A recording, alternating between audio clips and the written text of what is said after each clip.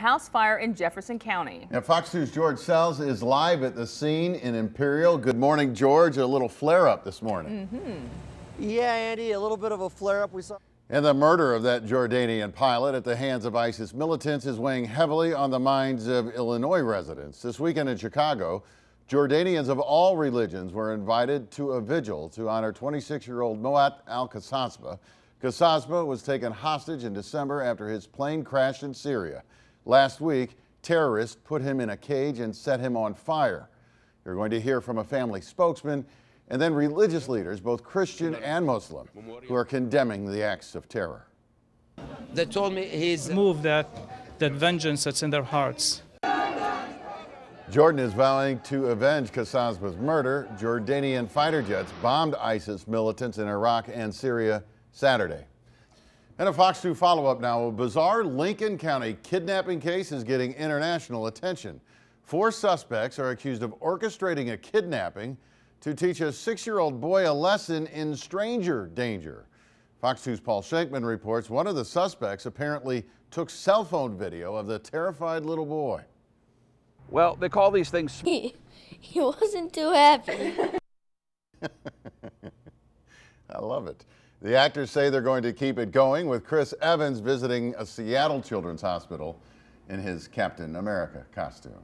Captain America cap. Yeah, the old Guardian of the Galaxy wasn't too happy about throwing on that Patriots jersey. Well, perfect weather this weekend means lots of outdoor activities. Yeah, like running around in your underwear outside. Up next, the charity benefiting from this pantsless event. Well, we set a record, 71 degrees this weekend. It's February, Mardi Gras season. With the spring-like temperatures, pre-Mardi Gras events like the Taste of Soulard may prove better than the main event. 12 for the low. Wind chills will be near 0. Less than 72 hours earlier, sunny fun in Soulard seemed like a pipe dream.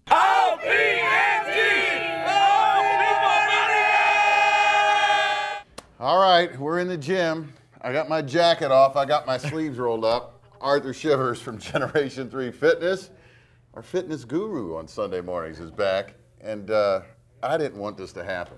You didn't want this to happen? No, it's Super Bowl Sunday. Okay. I want to eat steaks. I want to drink beers. And I want to have fun and watch the commercials and, cheer against the Patriots. Andy, we have to get revved up. We got to get your body. All right, Sylvester. All right, Sylvester, go ahead and go down. So what he's going to do is I'm going to go with him. All right, come on, Andy. So he's going to go down in the push-up position, right? He's engaging his triceps and his core, okay? Go ahead, Andy. My core is engaged just with one knee down. All right, Sylvester, go ahead and go down. Come up. There's his triceps again and his chest. So come on up in the deadlift position. I'm sorry, get your row in there. Your row. Yeah. So now he's working his upper back. Notice I'm carrying the big weights. Oh, no. Sylvester's got the little baby weights. Got his deadlift, come up. Wow, give me a curl. All right. You quit, Andy? Well, that's because I'm using the big babies. One more, Sylvester. I'm using the man's weights. Yeah. One more. One more. Tonight, a drive down memory lane, we unveil a monument to history hidden for decades in rural Missouri. Yeah, it's called Evergreen Historic Automobiles. Few have heard of it, let alone seen it. Now the owner wants to go public, but Andy Banker is going inside first as Fox 2 goes in depth. A trip down memory lane is no longer just the stuff of movies. There really is a great Hudson Hornet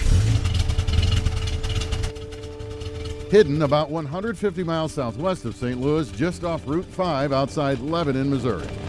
Doc Hudson in that movie was a 51 Hudson Hornet. Steve Plaster has a real-life Doc Hudson and a whole lot more. I tell everybody I have 2 major weaknesses in this world, pretty cars and pretty girls.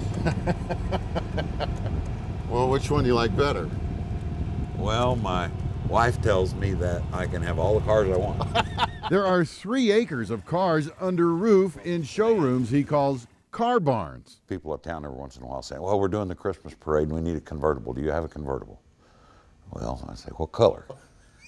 He has about 550 cars, nearly all convertibles, including... This was FDR's inaugural parade car. Roosevelt is the nation's idol here today. Yes, the same car, a 32 Lincoln KB, that FDR rode in his first inaugural parade. Never was there such a joyful, jubilant, yelling, applauding inauguration crowd.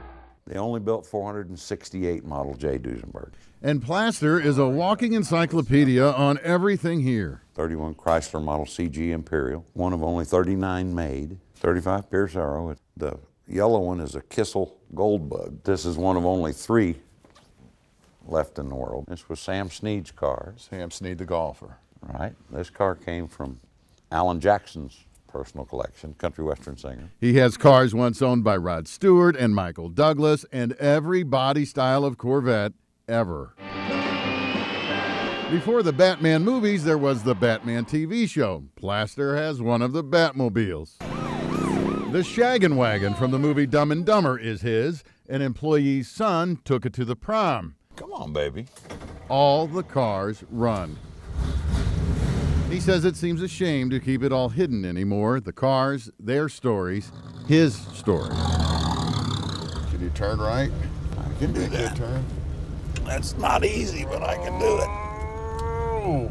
You see, the cars are as much about family history as anything else, a father and son thing, started by his dad, the late Bob Plaster. It's the last car that Dad ever bought before he passed away. It's got a special place in my heart. His dad, a Springfield Mo grocery store worker who founded the Empire Propane Gas Company with nothing in 1963 and built it into an empire, quietly stocking the car barns with his son along the way. It's fun, isn't it?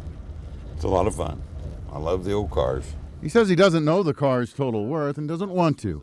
He just likes the idea of finally sharing what his dad shared with him. And you can't put a price tag on that. Yeah, it was very much father and son thing.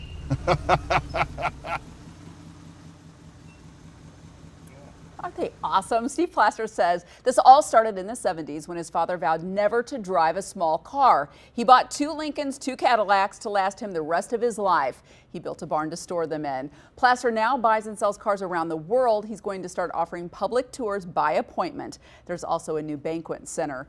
We have links for you on fox2now.com. Andy Banker with a story you'll see only on Fox. Andy. Tom, it happened outside a warehouse for a general contractor called Infrastructure Management. Authorities say someone stole at least 7 30-foot-long I-beams. It looks like they were laid out right over here. This would have been the spot for them. And business owners, like homeowners these days, are wary of scrap metal theft. But authorities say there's nothing scrappy about close to $20,000 worth of steel. You can often find her family is reaching out to the young men, the heroes she says saved her life. Andy Banker is live with a remarkable story you'll see only on Fox. Andy? Mandy, this all happened around 8:30 Saturday morning back here at 270 and Gravois. The crash was an accident. To those involved, though, the rescue was certainly not. You see, 3 men had shown up minutes earlier to a house for a moving job. The homeowner, with no reason, canceled it. And so those guys had to get back on the road.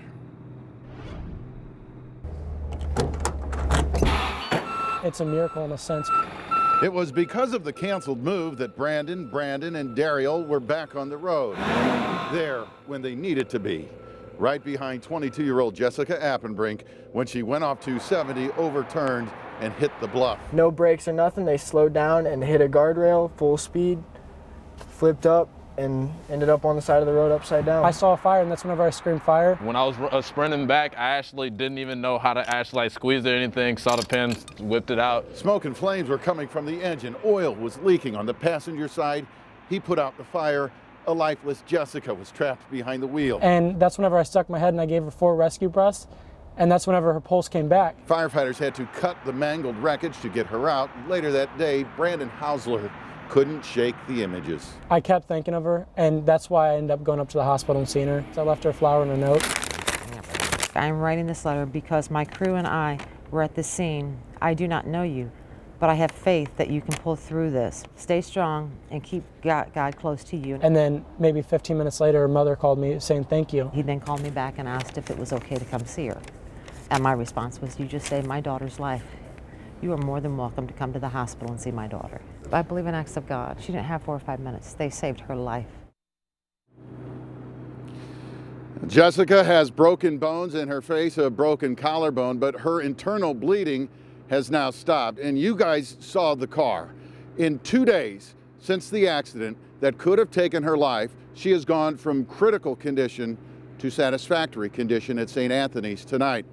There's still no word on why she went off the road. She can't remember. Her family and friends have started a Facebook page where you can post well wishes, and they encourage you to do so. We'll have a link for you on our website, fox2now.com. Reporting live in Sunset Hills, Andy Banker, Fox 2 News.